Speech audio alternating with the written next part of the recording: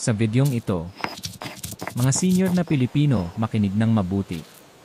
Kung pagod na kayo sa paggising ng 2, 3, o 5 beses gabi-gabi para umihi, kailangan niyong panoorin ang video na ito hanggang sa dulo. Ang matututunan niyo ngayon ay simple, praktikal, at suportado ng mga tunay na eksperto.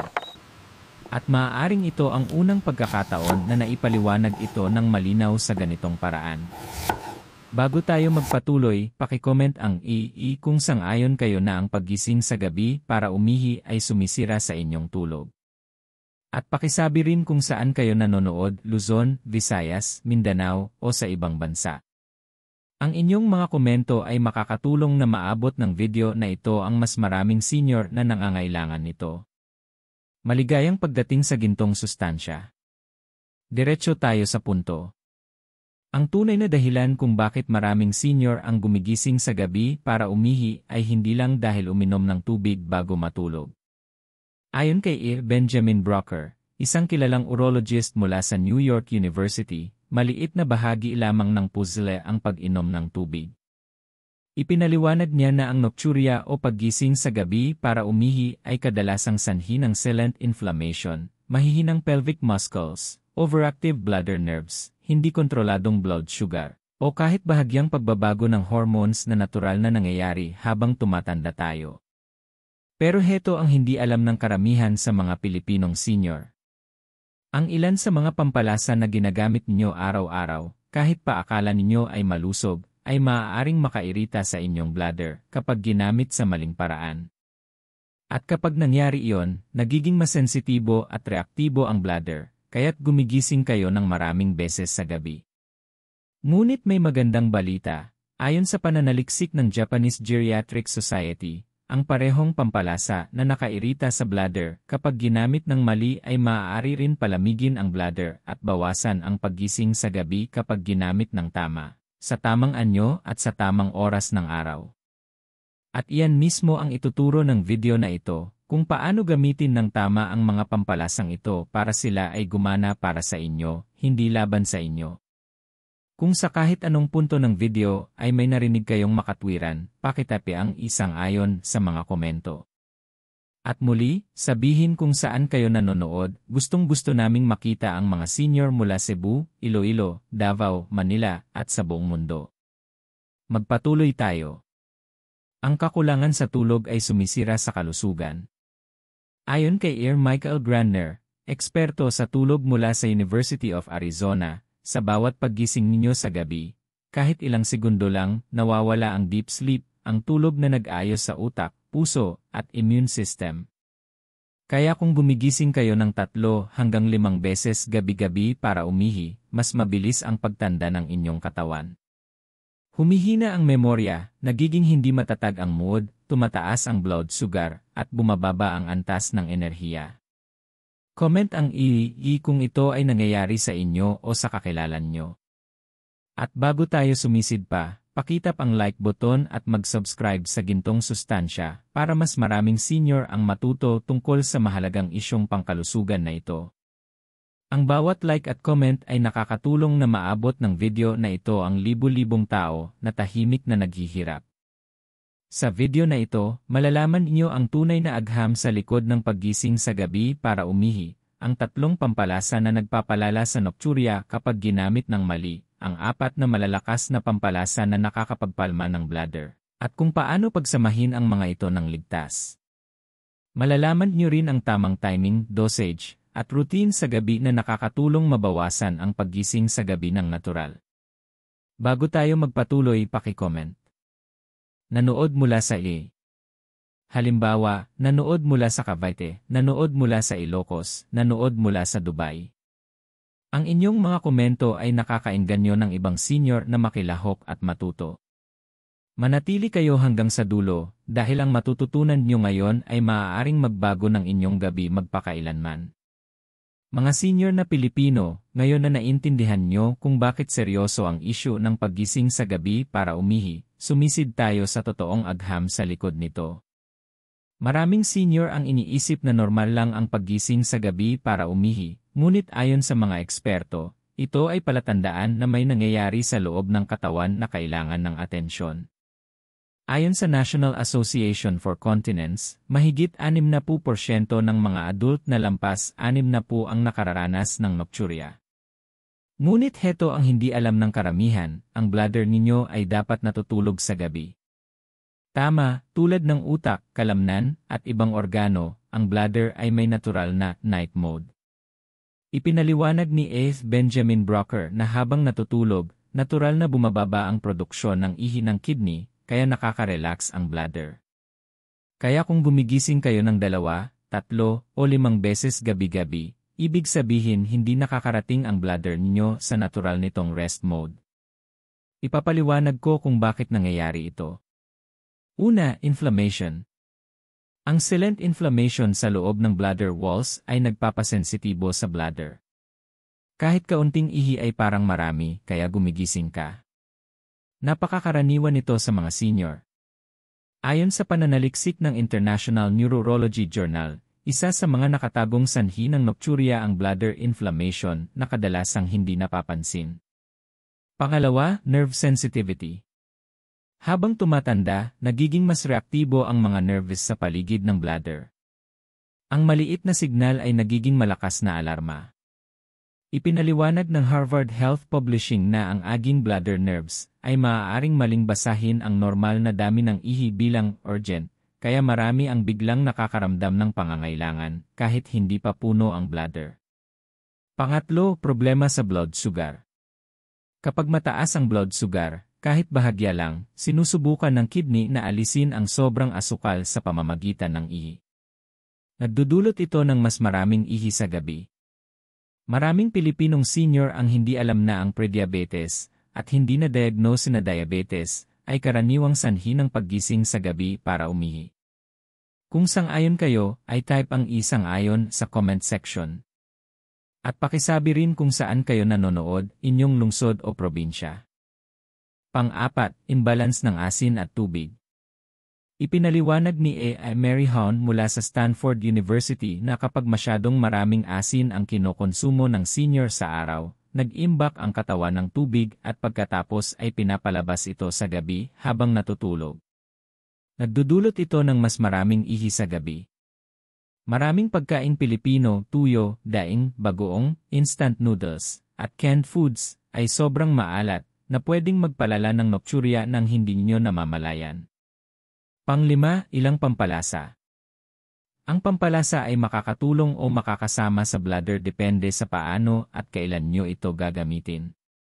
Natuklasan ng Japanese Society of Geriatric Urology na ang ilang pampalasa ay nag-irita sa bladder nerves kapag kinain ng gabi, habang ang iba naman ay nakababawas ng inflammation kapag kinain ng mas maaga sa araw. Tatalakayin natin ang mga pampalasang ito ng detalyado sa mga susunod na bahagi. Bago tayo magpatuloy, kung may natutunan kayo na bago, paki-comment. Marami akong natutunan. Ang inyong mga komento ay makakatulong na maabot ng video na ito ang iba pang senior na nangangailangan ng impormasyon. Ngayon, heto ang nakakagulat na bahagi. Ang paggising sa gabi para umihi ay hindi lang problema sa bladder. Isa rin itong problema sa tulog. Ayon kay Ian Michael Grandner, sa bawat paggising ng senior sa gabi, nahihirapan ang utak na makabalik sa deep restorative sleep. Kapag naputol ang deep sleep, nawawala ang natural na balance ng hormones sa katawan, kabilang ang hormone na kumokontrol sa produksyon ng ihi sa gabi. Kaya ano ang nangyayari? Gumigising ka para umihi. Napuputol ang deep sleep mo. Nagkakagulo ang hormone cycle mo. At mas marami pang ihi ang napoproduce ng katawan sa gabi. Naging cycle ito na inuulit gabi-gabi. Kung pamilyar ang cycle na ito, ay type ang I sa mga komento.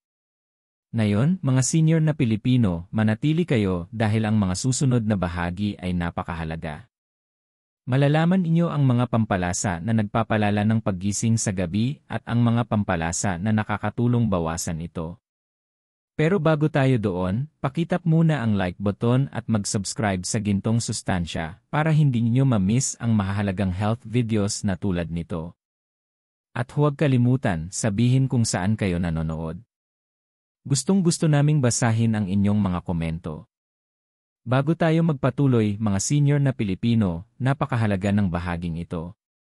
Marami sa inyo ang ma-excite subukan ang spice routines na tatalakayin natin sa mga susunod na bahagi. Pero bago kayo sumubok ng kahit ano, kailangan nyong maintindihan ito, iba ang katawan ng bawat isa, lalo na habang tumatanda. Ang gumagana para sa isang senior ay maaaring hindi ligtas para sa iba. Kaya makinig ng mabuti. Ang video na ito ay para sa layunin ng edukasyon lamang. Hindi ito medikal na payo.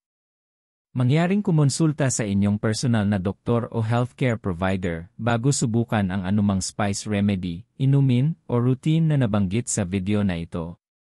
Lalo na ito ay mahalaga para sa mga senior na may kasalukuyang kondisyon sa kalusugan o umiinom ng mga reseta na gamot. Kung naintindihan niyo ito, pakitype ang safety first sa comment section. At pakisabi rin kung saan kayo nanonood, ang inyong mga komento ay nakakatulong sa ibang senior. Ngayon pag-usapan natin kung sino ang dapat mag-ingat o iwasan ang ilang pampalasa. Una, mga senior na may ulcer sa tiyan, acid reflux, GERD, o gastritis. Ang ilang pampalasa, lalo na ang malalakas, mainit, o stimulating, ay maaaring makairita sa lining ng tiyan. Ayon sa gastroenterology research ng Mayo Clinic, ang mga senior na may sakit sa tiyan ay dapat maging maingat sa paggamit ng pampalasa dahil masensitibo ang kanilang digestive system. Pangalawa, mga senior na umiinom ng blood-thinning medication. Ang mga pampalasa tulad ng turmeric at ginger ay natural na nagpapalabnaw ng dugo.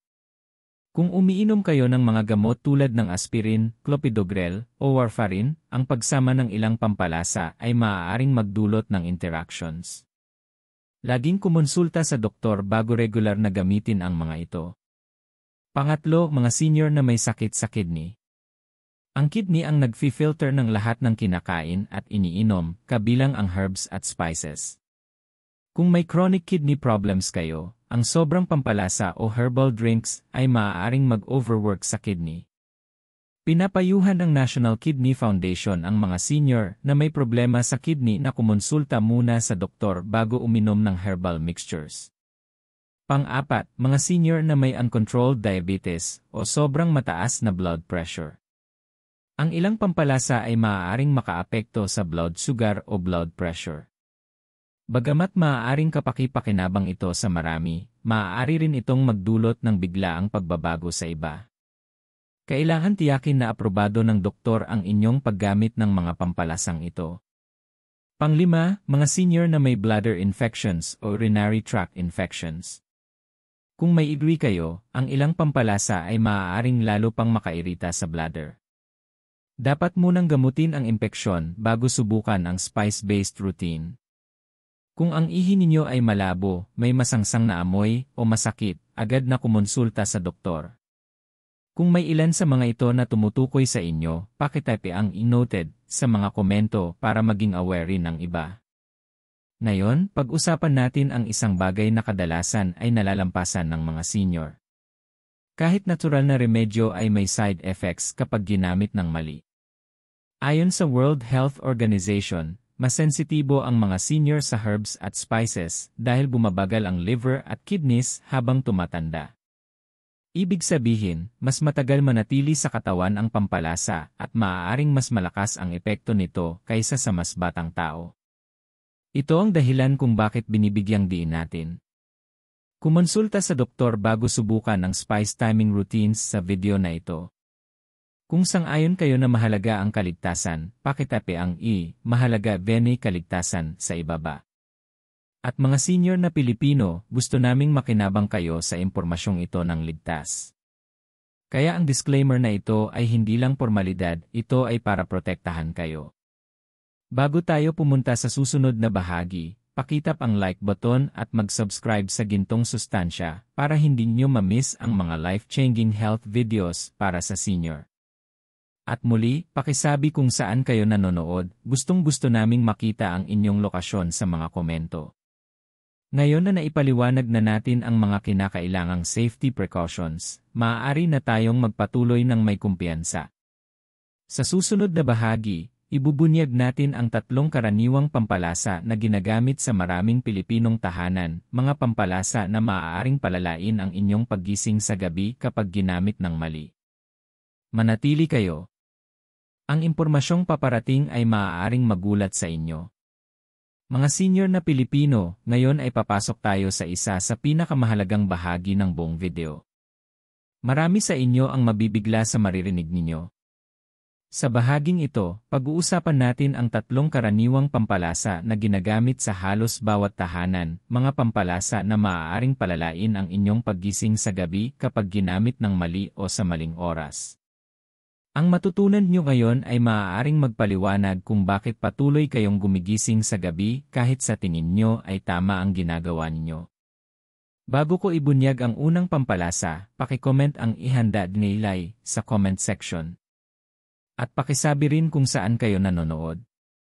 Mas marami kayong magkomento, mas ipinapakita ng YouTube ang video na ito sa ibang senior na nangangailangan ng impormasyong ito. Magsimula tayo. Ang unang pampalasa na maaaring palalain ang paggising sa gabi ay chili, kasama ang chili powder, siling labuyo, cayenne pepper, at anumang napakaanghang. Malakas at healthy ang chili para sa circulation at metabolismo, pero hindi sa gabi. Heto kung bakit. Ayon sa pananaliksik ng Cleveland Clinic, naglalaman ang chili ng compound na tinatawag na capsaicin, na nakairita sa sensitibong tissue, kabilang ang lining ng bladder. Kapag kumain ang senior ng maanghang na pagkain sa hapunan, lalo na pagkatapos ng 5 o 6 ng hapon, maaaring ma-overstimulate ang bladder nerves ng capsaicin. Nagdudulot ito ng pakiramdam ng urgency kahit hindi pa puno ang bladder. Kaya marami sa mga senior ang nakakaramdam ng malakas, bigla, o paulit-ulit na pangangailangan na umihi pagkatapos ng maanghang na pagkain. Kapag pinagsama ito sa aging bladder nerves, predictable ang resulta, gigising kayo ng maraming beses sa gitna ng gabi. Kung madalas kayong kumain ng maanghang sa hapunan at madalas umihi sa gabi, pakitape ang guilty sa mga komento. Ang pangalawang pampalasa na maaaring palalain ang paggising sa gabi ay black pepper. Kahit simpleng pang-araw-araw na seasoning ay maaaring mag-trigger ng nighttime urges. Naglalaman ang black pepper ng compound na piperine na nagpapasigla sa digestion at nagpapainit ng katawan. Habang kapaki-pakinabang ito sa araw, nagiging problema sa gabi. Ayon sa isang pag-aaral na nailathala sa International Journal of Food Properties, pinapataas ng piperine ang acidity ng tiyan at pinapagana ang nervous system.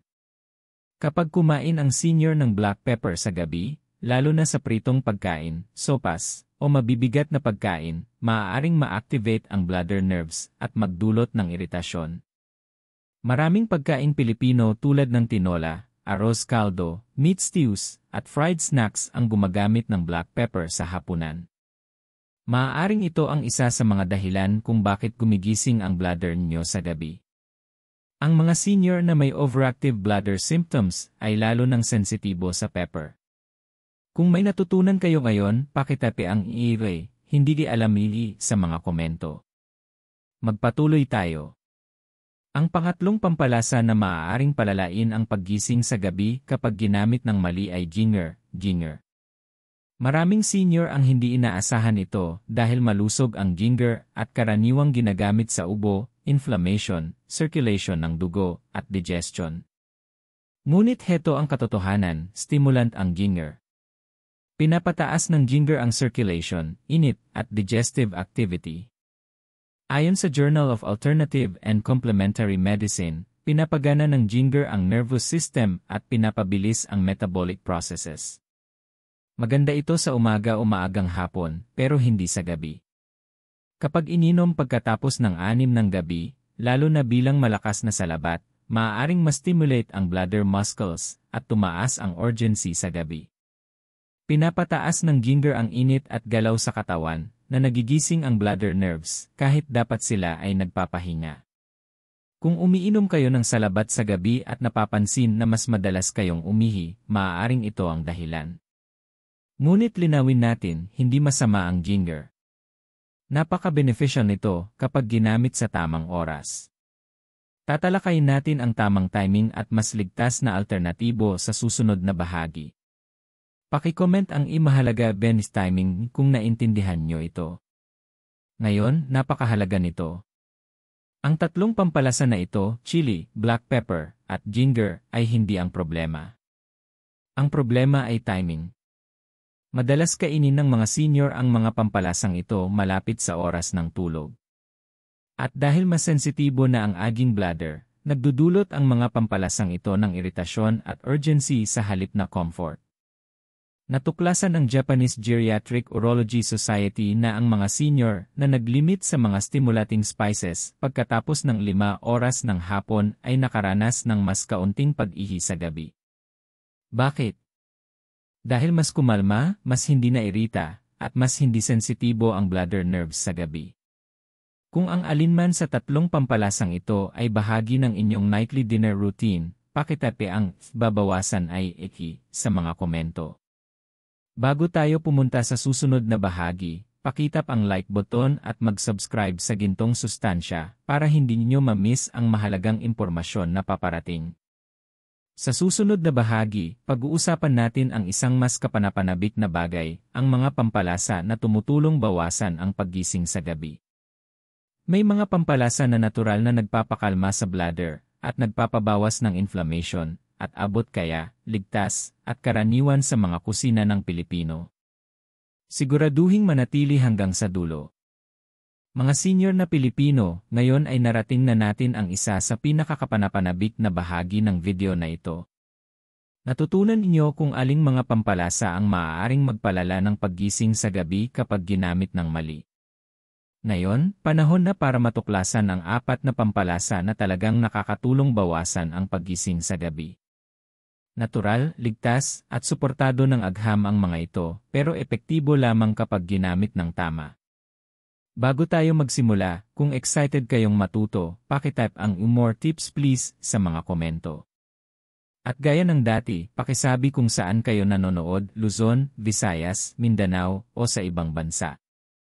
Ang unang pampalasa na nakakatulong palmahin ang bladder ay turmeric. Ang maliwanag na dilaw na pampalasa na ginagamit sa maraming pagkaing Pilipino. Naglalaman ang turmeric ng curcumin, isang malakas na anti-inflammatory compound. Ayon sa pananaliksik na nailathala sa Indian Journal of Urology, pinapababa ng curcumin ang inflammation sa bladder lining na nakakatulong sa mga senior na madalas gumising sa gabi. Ganito ang paggamit, isang maliit na kurot ng turmeric sa mainit na tubig, o isang magaan na turmeric tea sa hapon, ay makakatulong palmahin ang bladder nang hindi ito inirita sa gabi. Huwag uminom ng malalakas na turmeric mixes bago matulog, mahalaga ang timing. Kung naintindihan niyo ito, pakitype ang turmeric power sa mga komento. Ang pangalawang pampalasa ay cinnamon. Nakakatulong ang cinnamon sa pag-regulate ng blood sugar, na napakahalaga dahil ang mataas na blood sugar sa gabi ay maaaring magdulot ng sobrang produksyon ng ihi. Ipinapakita ng mga pag-aaral mula sa National Institutes of Health na pinapabuti ng cinnamon ang glucose metabolism at binabawasan ang spikes na nagdudulot ng madalas na pag-ihi. Para sa mga senior, isang kutsarita ng cinnamon sa mainit na gatas o tubig sa hapon ay makakatulong kontrolin ang bladder irritation sa gabi. Iwasan ang pag-inom ng cinnamon pagkatapos ng hapunan dahil bahagya nitong pinapainit ang katawan at pinapasigla ang digestion. Paki-comment ang cinnamon helps kung kapaki-pakinabang ito sa inyo. Ang pangatlong pampalasa ay fennel seeds na tinatawag ding isangig sa ilang bahagi ng Pilipinas. Ang fennel ay may natural na diuretic effect sa araw na tumutulong ilabas ang sobrang likido ng maaga at pinapakalma rin ang bladder sa pamamagitan ng pagbabawas ng inflammation. Ayon sa isang pag-aaral na nailathala sa International Journal of Clinical Pharmacology, nakakatulong ang fennel tea paluwagin ang bladder muscles at bawasan ang urgency sa gabi. Subukan umunguya ng ilang fennel seeds o gumawa ng magaan na fennel tea sa hapon. Nakakatulong ito na ma-empty ng maayos ang bladder sa araw para makapagpahinga sa gabi.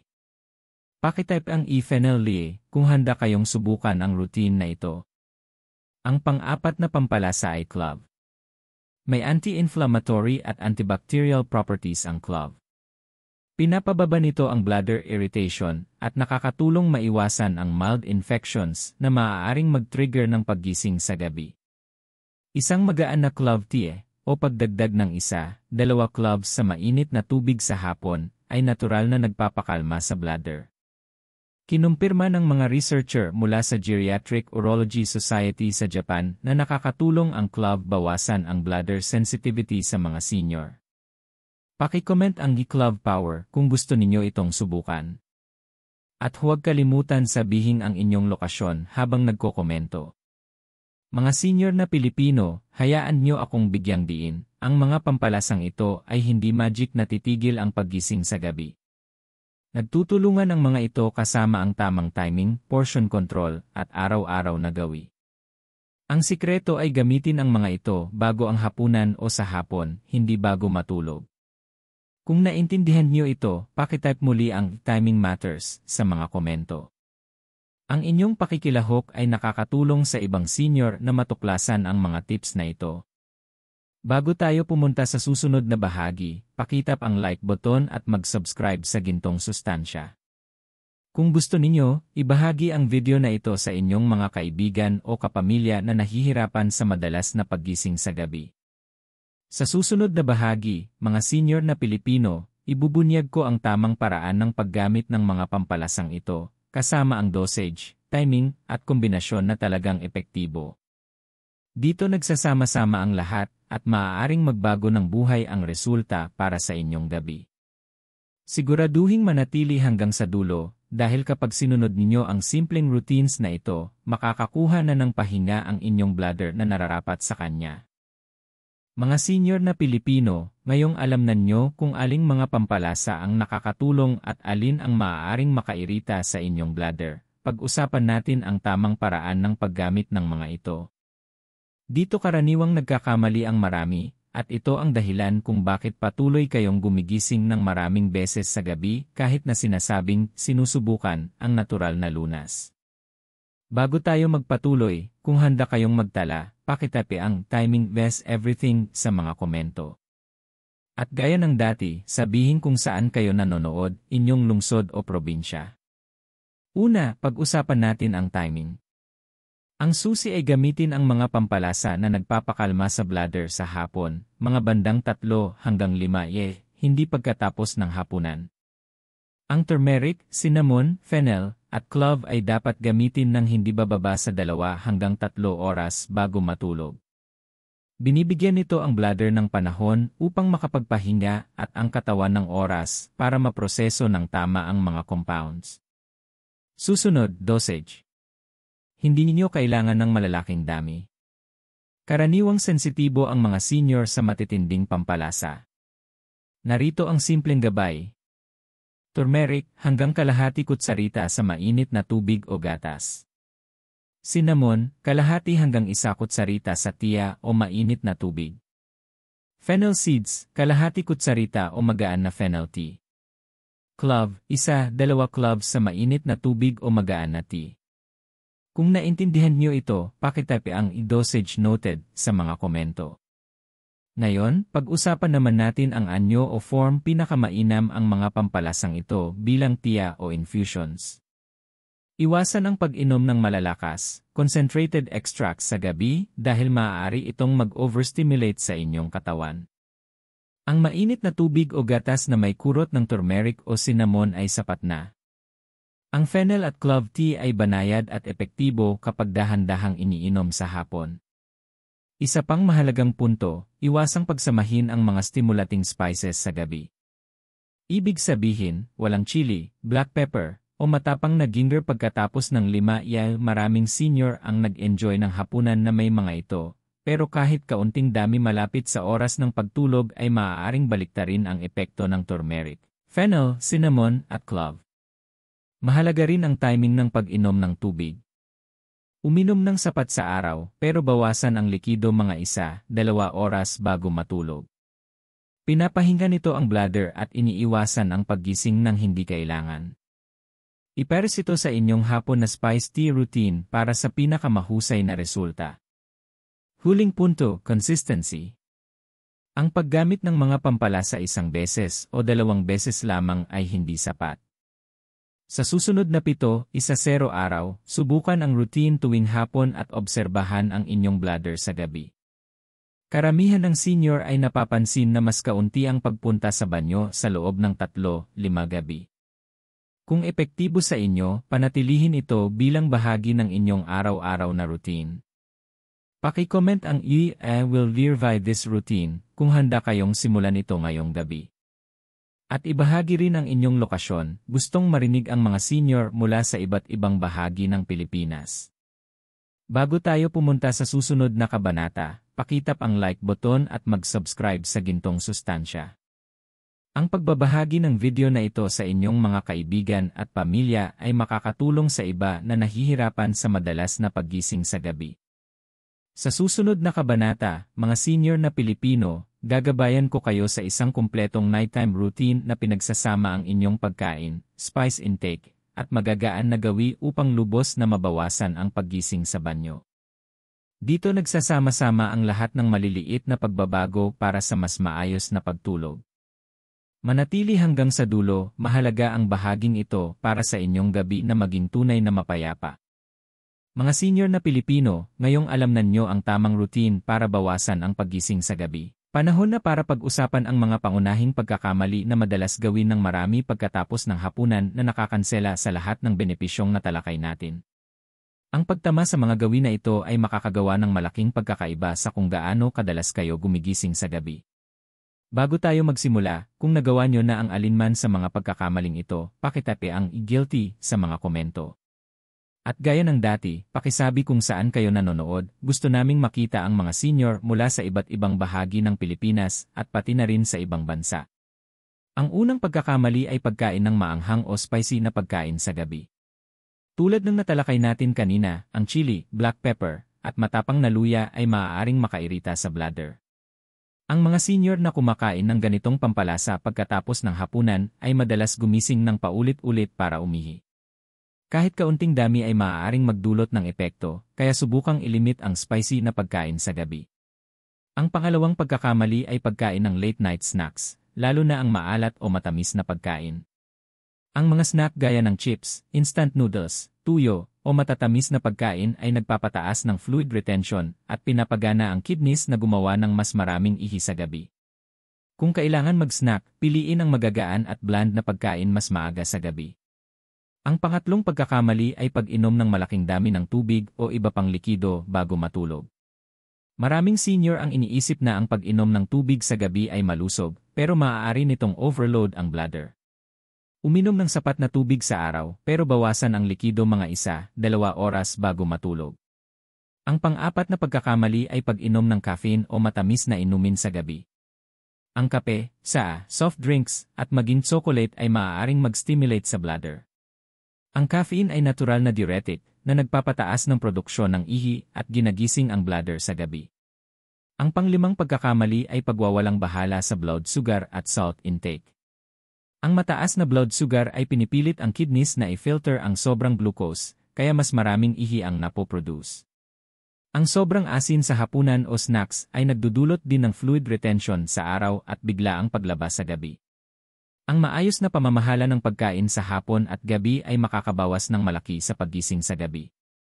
Mga senior na Pilipino, kung nakikilala ninyo ang alinman sa mga gawin na ito sa inyong sarili, paki-comment ang I will change. Ang pagbabahagi ng inyong karanasan ay nakakaengganyo sa ibang senior na ayusin din ang kanilang routines. Bago tayo pumunta sa huling kabanata, tandaan na i-like ang video na ito at mag-subscribe sa Gintong Sustansya. Ang maliliit na aksyon na ito ay tumutulong sa amin maabot ang mas maraming senior na nangangailangan ng mga life-changing tips tulad nito. Sa susunod na kabanata, ibusummary natin ang lahat, bibigyan ng huling pampalakas ng loob, at ibibigay ang ultimate call to action para sa inyong tuluyang makaranas ng maayos at tuloy-tuloy na pagtulog. Mga senior na Pilipino, narating na natin ang huling kabanata ng video na ito, at dito nagsasama-sama ang lahat ng impormasyon. Sa puntong ito, alam na ninyo kung aling mga pampalasa ang nagpapalala ng paggising sa gabi, alin ang nakakatulong sa pagpapakalma ng bladder, ang tamang timing, dosage, at pati na ang mga pagkakamaling iwasan pagkatapos ng hapunan. Panahon na para ilagay lahat ito sa aksyon at kontrolin ang inyong gabi.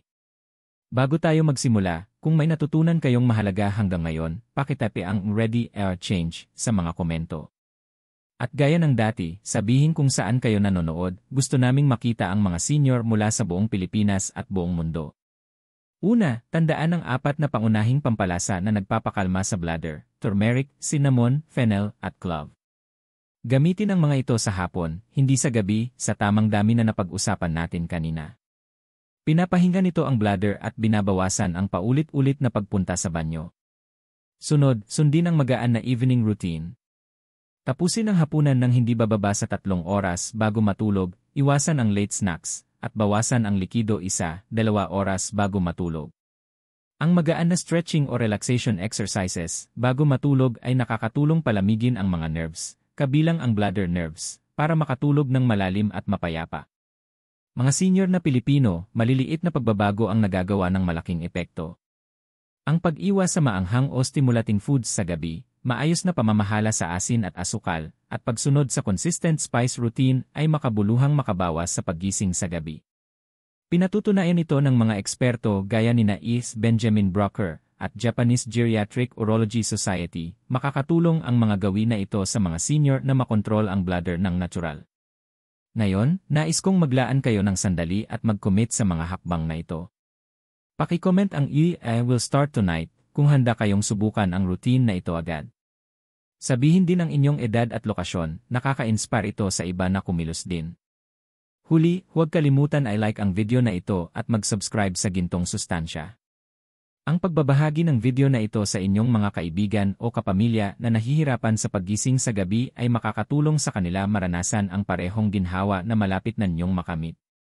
Mga senior na Pilipino, tandaan ito, hindi kailangang maantala ang inyong gabi. Maaaring magpahinga ang inyong bladder. Maaari kayong matulog ng payapa, natural at ligtas. Sundin ang mga hakbang na ito ng palagian, at makikita ninyo ang mas mahaba at tuloy-tuloy na pagtulog, mas mataas na enerhiya sa araw, at mas malusog at kalmadong bladder. Salamat sa inyong pananatili hanggang sa dulo. Magkomento sa ibaba, ibahagi ang inyong progreso, at patuloy na matuto mula sa Gintong Sustansya. Matulog ng maayos, alagaan ang inyong kalusugan, at tangkilikin ang bawat mapayapang gabi.